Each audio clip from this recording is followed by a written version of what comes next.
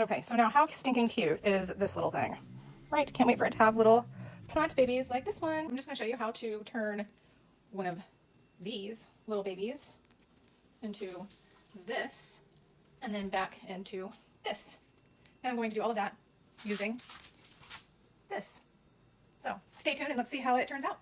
This is a kokedama. It's a Japanese style of planting. I just take this and set it in a bowl of water to water it for about an hour.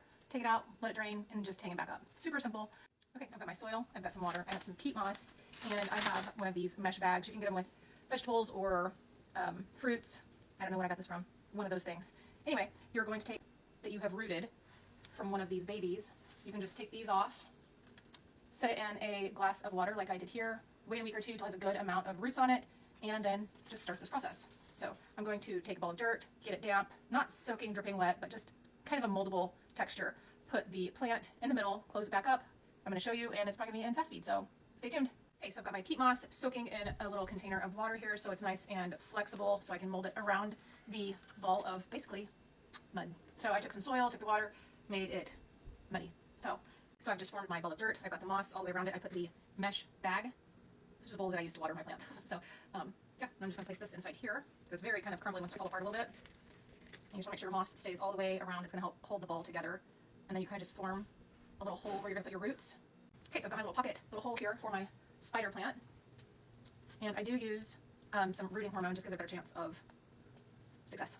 So just sprinkle apparently a whole bunch on that. There we go. Stick the roots down in firmly. Put a little more dirt around the top. Basically got my moss ball formed inside my mesh bag, so I'm just going to pull the bag up. And then I just take scissors and trim around the top of the ball. But you don't want to trim off too much because you need to use some sort of cord or string to make the net. To make the bag shorter and hold it closed, I just take a piece of string, cord, fishing wire, and just weave it in and out of the mesh to make it into sort of like a little bag.